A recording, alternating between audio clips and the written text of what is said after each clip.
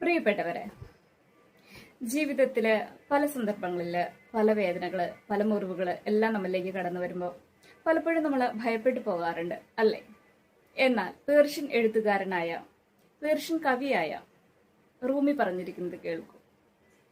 The wound is the place where the light enters you എന്നാണ് അദ്ദേഹം പറഞ്ഞിട്ടുള്ളത്.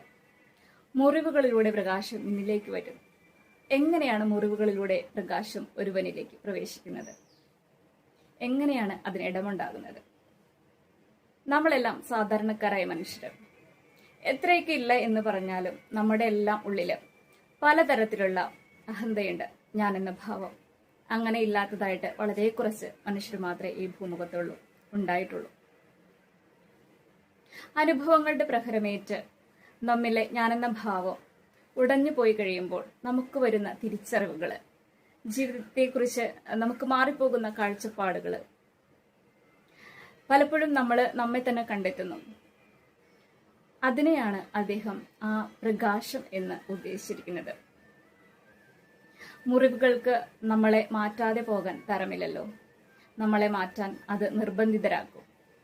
ആ മാറ്റം എപ്പോഴും നല്ലതിനായിരിക്കും.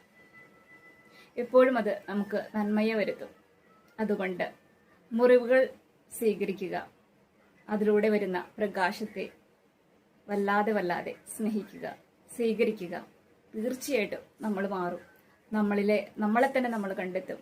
ആ കണ്ടെത്തലിന് ശേഷം അതുവരെ കണ്ട ഒരു ജീവിതമായിരിക്കില്ല, അതുവരെ കണ്ട ഒരു കാഴ്ചപ്പാടുമായിരിക്കില്ല നമുക്ക് നമ്മളെക്കുറിച്ചും മനുഷ്യരെക്കുറിച്ചും ഈ ജീവിതത്തെക്കുറിച്ചും ഈ മഹാപ്രപഞ്ചത്തെക്കുറിച്ചും. നന്ദി.